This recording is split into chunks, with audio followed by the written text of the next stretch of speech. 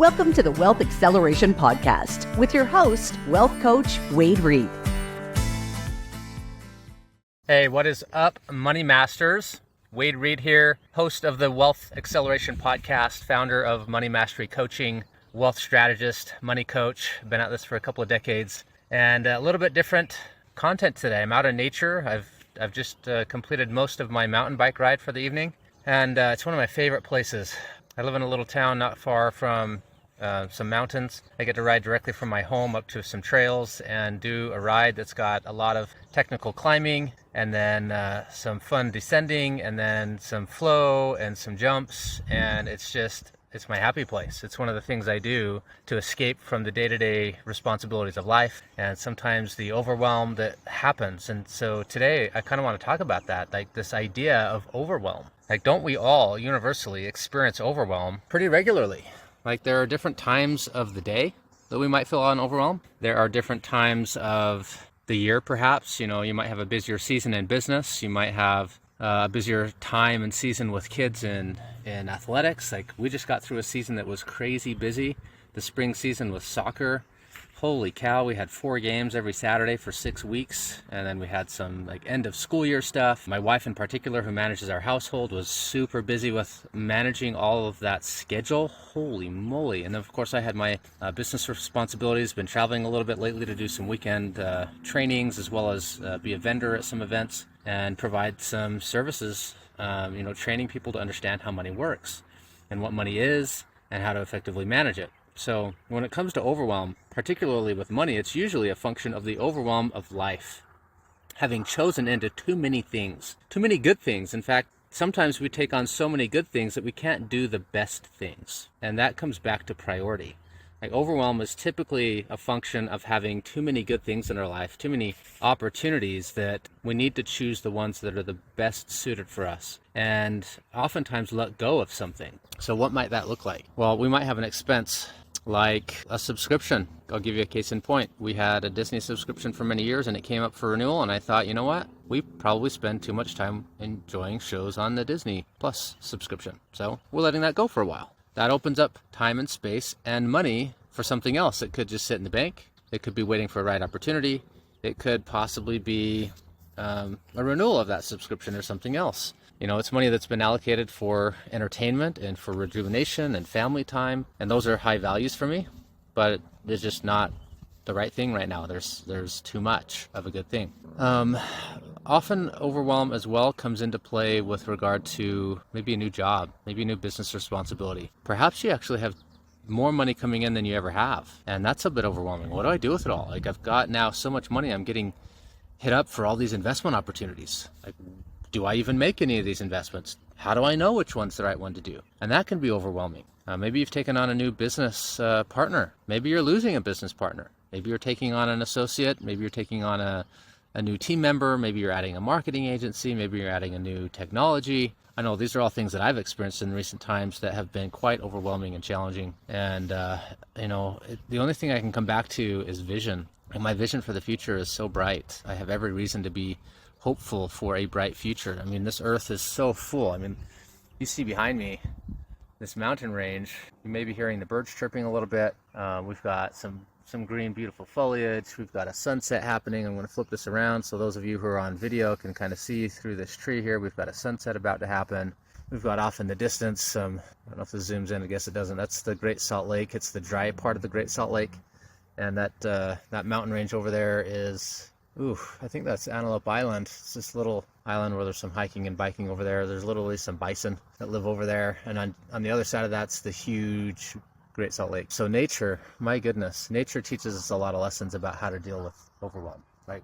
When nature is on overwhelm, things thin out. Fires happen, combustion takes place to clear out forests. Maybe a dam bursts and water flows out and goes somewhere else and allows something else to thrive. And so what we might think is actually harmful to us, like some sort of mishap, actually is a necessary situation to allow for something new to come into our lives. So I invite you to think about that. If you're feeling somewhat on overwhelm, what do you need to let go of? What good thing do you need to let go of? I'm going to give you one more example. In 2018, my wife was rear-ended in an automobile accident. She was at a stoplight and some kid was texting and and thought the light had turned green, and I think it had, but traffic hadn't started moving, and this kid just plowed into my wife. We had all our kids in the car. They were at a stop, maybe just starting to get moving, and she ended up with a concussion that was pretty severe. It took about 3 years of recovery. So during those years, she's a very high capacity woman. She can handle so many things, so many people, relationships, schedules, responsibilities,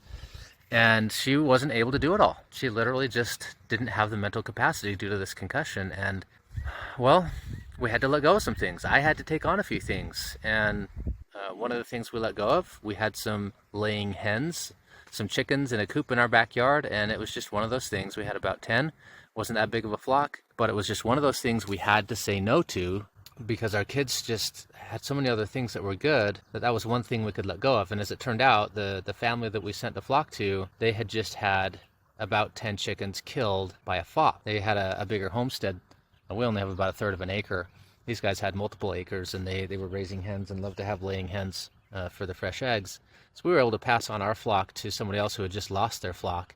So our decision to let go of something opened up to fill a need that somebody else had. So sometimes when you're in overwhelm and you say no to something, it not only opens up space for you to have more time to think, to take care of the other things that are more important, but it also gives somebody else an opportunity to take that on that are better capable or maybe looking for that opportunity.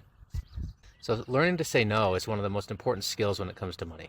Like I've got a client right now who he's just getting his what we call family banking strategy set up. And what that is it's a very specifically designed whole life insurance policy. And the policy is designed primarily as a savings vehicle where we have, say, $10,000 a year funding that goes into the policy. Think of it like a savings vehicle. And you've got $10,000 a year that you're putting in there. So $7,000 of that or more becomes cash value right away. It comes along with this permanent death benefit that's going to be there when he passes away. So for generational wealth planning, it's a really interesting tool for that. Provides short-term income protection, provides asset protection, provides tax-free growth. Anyway, he's on the cusp of completing this transaction, and it's a pretty substantial transaction. The gentleman's got a new business. He was a partner. As his partner died, he took over the business and now has all the responsibility and all the revenue and all the profit that comes with that. So he's got way more cash than he's used to. And out of the woodwork, they're part of this mastermind that I'm a part of. And they've got people all the time saying, hey, invest with me, invest with me, invest with me. So he's kind of on overwhelm of making these decisions of where do I invest my money? And he hasn't yet learned how to say no. And so he's like, okay, this one sounds good. It's a 20% return. This one sounds good. It's a 30% return. This one sounds good. It's a potential 1,000%, maybe multi-million-dollar return out of just $100,000, for example. Some beverage company that's going to go public at some point. It's supposed to be worth $100 million plus in the next year to 2 years. And so there's these pie in the sky opportunities that really has no founding. They're just opportunities. And so in the absence of clarity around our purpose in life and the vision for our future and the priority of our money, we will succumb to other people's vision and other people's priorities. And that's part of overwhelm too, the overwhelm of not knowing the right thing to do. And in the absence of knowing the right thing to do, it's okay to do nothing. It's perfectly okay to sit on your cash. Let it be in the bank. Enjoy it. It's a receipt for the work that you've done, for the effort that you've put in, for the value that you've created, for the problems that you have solved. And my goodness, man, be okay sitting on tens of thousands, hundreds of thousands, and in some cases millions of dollars of cash. Have it in a high yield savings. Some of the biggest banks and businesses I've ever come across, and you look at their balance sheets, they've got billions of dollars in cash, typically in CDs, treasury bonds, T-bills, high cash value life insurance policies. These things are earning somewhere between 3 and 5%. It's perfectly okay to do what the wealthy organizations, the well-run banks, the financial institutions, the wealthy individuals do, and they sit on a lot of cash. So if you're feeling like you have to deploy your cash all the time to always be invested, no, you don't. I give you permission not to have your money invested all the time, to have it working for you, quote unquote. It can be working in the context that it's providing safety, it's providing protection, and it's waiting for the right opportunity. So I had one more thought before I wrap this one up. Right over here, I'm going to flip my camera around again. So right over here is just kind of a stopping spot right there. So there's this trail, you kind of come down a descent and then you kind of curve your way back up in here, and it's a little bit of a resting spot at the end of a trail. And I was sitting there just a few minutes ago before I decided to turn on this camera. And hello helicopter, thanks for joining me tonight. But I stopped, I put my foot down, I put one pedal up, and I'm trying to kind of hold my position, and something was kind of off. I couldn't quite hold my position, so I released my brakes and I start rolling back just a little bit, and finally found a point of equilibrium where the bike stopped moving backward because it was on a little bit of a downward grade.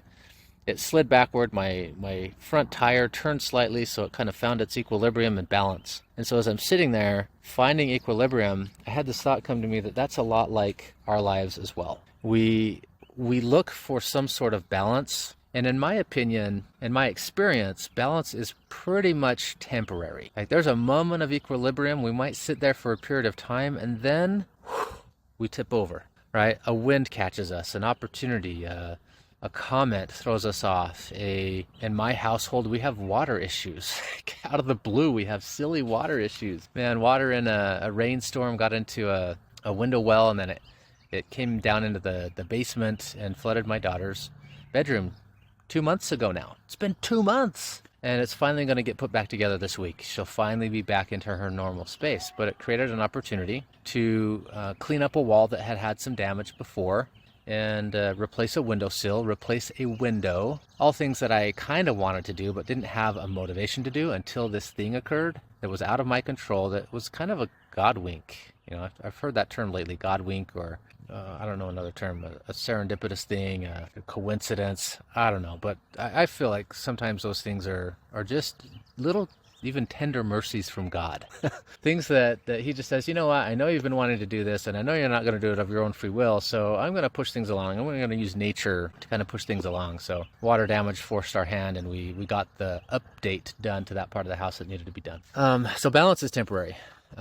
We'll sit without water damage for a long period of time, and then suddenly something occurs, another water issue from rain or from an internal thing in appliances. It's been weird in our household. That's been one of the things that's caused change for us. Other people, it's natural disasters. The same client I was talking about earlier had some major wind damage.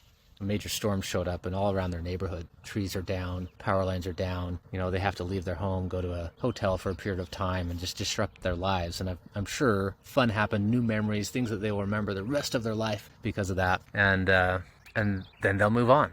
A new equilibrium will be found in a new way of doing things.